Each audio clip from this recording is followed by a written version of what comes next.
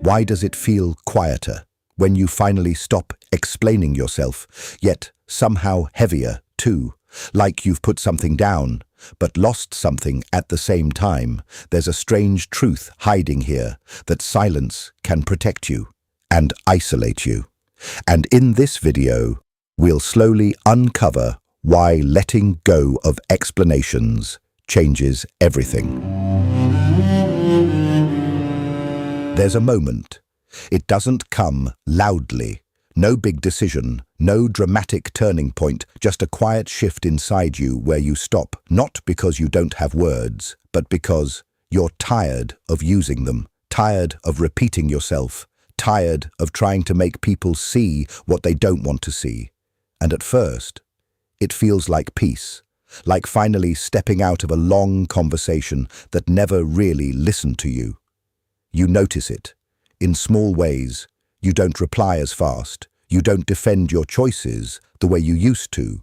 You don't feel the urge to clarify every misunderstanding. Someone questions you, and instead of explaining, you just nod or say nothing and walk away. Not because you've given up, but because something inside you has changed.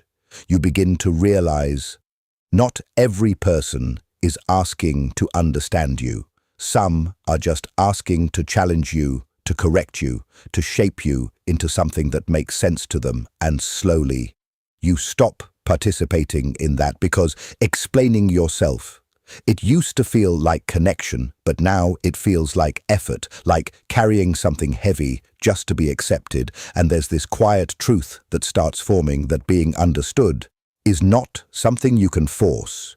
You can say the right words, use the clearest tone, choose the calmest explanation, and still be misunderstood. And that's where something inside you begins to loosen. You stop chasing clarity in other people's minds. You start choosing peace in your own. But this shift, it's not as simple as it looks, because even though you stop explaining outwardly inside, there's still noise. There's still that voice asking, should I have said more? Did they misunderstand me? Do they think I'm wrong? And you sit with it, this unfamiliar quiet, where no one is arguing with you, but you're still arguing with yourself, because explaining yourself was never just about other people. It was about reassurance, about feeling seen, about proving that you're not what they assume. So when you stop, you're not just letting go of conversations. You're letting go of the need to be validated through them, and that's where it gets deeper, because you start noticing how often you used to explain not just big things, but everything, your choices, your feelings, your boundaries, even your silence. You would soften your words, adjust your tone, add extra details, just so no one could misinterpret you, as if your worth depended on being perfectly understood. And now, without that habit, there's space, and in that space, something new appears, a kind of stillness, not empty, but unfamiliar, like standing in a room that used to be full of noise, and now you can hear your own thoughts again. But here's the strange part. Not everyone reacts well to your silence. Some people feel confused. Others feel uncomfortable. Some even feel offended because they were used to your explanations. They were used to having access to your thoughts, your reasoning, your inner world. And now, that door feels closed, or at least not as open as before. And they might say things like, "Why are you being distant? You've changed. You don't explain anything anymore." But what they're really saying is, they're not used to this version of you, the version that doesn't over-communicate, the version that doesn't over-justify, the version that doesn't try to control how they're perceived, and that can feel uncomfortable. Not just for them, but for you too, because you were used to being understood through effort. Now you're learning to exist without it. And it raises a quiet question if you don't explain yourself. Who are you in other people's eyes? And maybe more importantly, does it even matter anymore? Because something subtle is happening. You're shifting from being someone who seeks approval to someone who seeks alignment. And those two things, They look similar on the outside, but inside, they're completely different approval. Says, please understand me so I can feel okay. Alignment says, I'm okay, even if you don't. And that shift, it changes everything, but it's not instant. It's something you grow into, something you sit with, something you slowly learn to trust. Because silence is not always weakness. Sometimes it's clarity. And as you stay in this space, you begin to notice something else who still tries to understand you. Without needing an explanation, who listens. Without demanding justification, who respects your silence. Instead of questioning it, and those people, they start to feel different, lighter, safer, because they're not asking you to prove yourself, they're simply meeting you where you are, and that's when you realize maybe explaining yourself was never the way to be understood. Maybe being around the right people is, but this brings us somewhere deeper, because if stopping explanations brings peace, why does it also bring discomfort? Why does silence feel both freeing and heavy at the same time? In the next part, we're going to slowly explore that hidden tension, the part most people don't talk about, the quiet struggle that begins after you stop explaining yourself. If this content speaks the words you can't explain, click subscribe. Thank you for your support. Because here's what no one really tells you. When you stop explaining yourself, you don't just lose arguments, you lose a version of yourself. The version that tried, the version that cared deeply about being understood, the version that believed if you just said it better, things would change. And letting go of that, it's not easy, because deep down, there's still a part of you that wants to be seen, not just accepted, but truly understood. And silence doesn't always give you that. Sometimes it feels like invisibility, like you're standing in front of people, but they're only seeing their own assumptions, and you're no longer correcting them. That's where it starts to feel lonely, not loudly, not dramatically, but quietly. Because before, even if people misunderstood you, at least you were trying. At least there was a conversation. At least there was movement. Now there's stillness. And in that stillness, you start noticing something uncomfortable. How often you were misunderstood all along. How many times your explanations didn't really land. How often people heard you, but didn't truly listen. And that realization, it stings. Because it means something deeper. It was never about how well you explained. It was about how willing they were to understand. And that's a hard truth to sit with. Because it removes control. You can't fix it with better words. You can't solve it with more effort. You just have to accept it. And acceptance feels uncomfortable, especially when it comes with distance. Because not explaining yourself, it changes your relationships. Some become quieter, some become distant, some slowly fade. Not because you did something wrong, but because the dynamic changed. You stopped overgiving. You stopped over-clarifying. You stopped making it easy for people to misunderstand you and still stay close. And without that effort, some connections can't hold. And that loss, even if it's necessary, still hurts.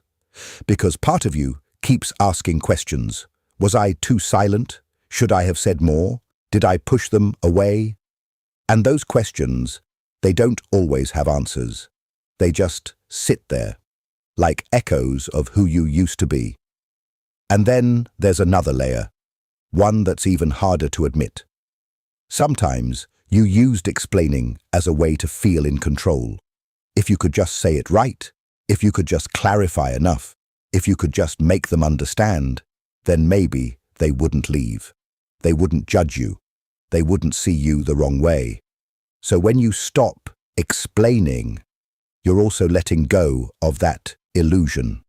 The illusion that you can control how people see you. And that feels uncertain, because now people will think what they want, believe what they want, judge you however they choose. And you won't always correct them, and that can feel unfair, like your story is being told without your voice. But here's the deeper conflict. You don't want to go back to over-explaining, but you're not fully comfortable with silence either. You're in between needing to be understood and learning to be okay without it. And that space, it's confusing, because it doesn't have clear rules. You're figuring it out as you go. When to speak, when to stay quiet, when to explain, when to let go. And sometimes you get it wrong. Sometimes you stay silent when you should have spoken. Sometimes you speak and regret it. Sometimes you walk away. But think about it for hours, replaying conversations that never happened, imagining explanations you didn't give. And that mental loop, it's exhausting, because even though you've stopped explaining outwardly, inside, you're still explaining to yourself. And that's where the real struggle is. Not in what you say to others, but in what you can't stop saying inside your own mind. Because part of you still wants closure, still wants that moment where someone finally says, "I understand you now." But that moment doesn't always come. And learning to live without it, that's one of the hardest things, because it means you have to give yourself something new. The understanding, the validation, the clarity that you were once searching for in others, and that takes time. Because you were never taught to do that. You were taught to explain, to justify, to prove, not to simply exist without explanation. So now you're unlearning something, and unlearning, it's slower than learning. It's quieter, less visible, but deeper. And in that process, you might feel like you're losing parts of yourself. But what you're really doing is letting go of the parts built on needing approval. And that process, it's not comfortable, it's not clean, it's not quick, it's something you sit with, something you feel through, something you slowly grow into. But this brings a quiet question. If silence feels this complicated, if it brings both peace and discomfort, then how do you actually live with it?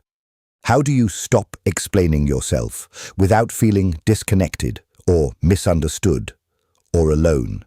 In the next part, we'll gently explore that, not as a perfect answer, but as a quiet way forward. So maybe the goal is not to completely stop explaining yourself. Maybe it's something quieter than that, something less extreme, less rigid, to understand why you're explaining in the first place. Because if you look closely, not every explanation comes from the same place.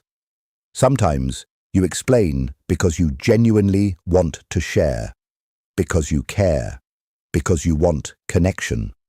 But other times, you explain because you feel pressure, because silence feels risky, because being misunderstood feels unbearable.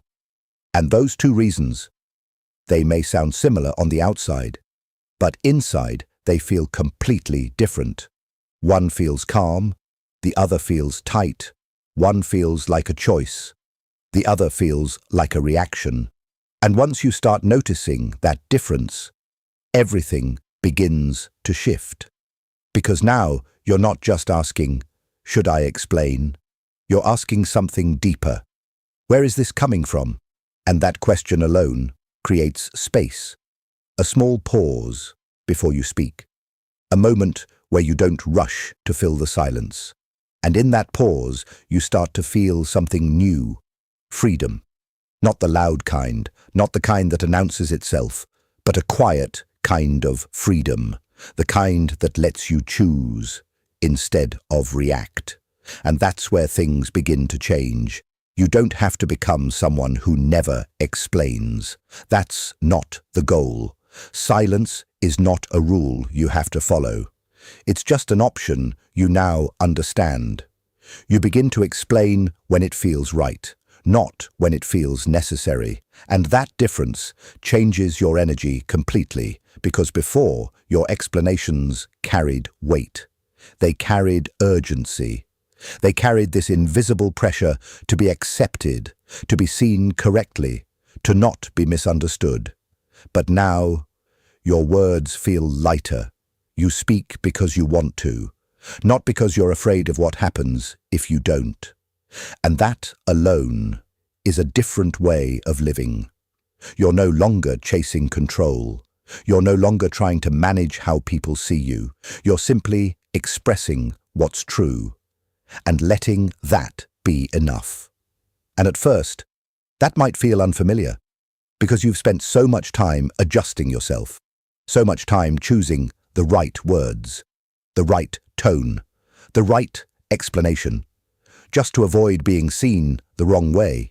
But now, you're slowly letting go of that effort. Not all at once, not perfectly, but gradually. And with that, something else begins to grow. Trust. Not trust in other people, but trust in yourself. Trust that you don't need to explain everything to be okay. Trust that your identity doesn't depend on being understood. Trust that you can stand in your truth, even if others don't see it. And that kind of trust, it doesn't come overnight. It builds slowly, through small moments. Moments where you choose silence and survive it. Moments where you don't correct someone and realize nothing breaks.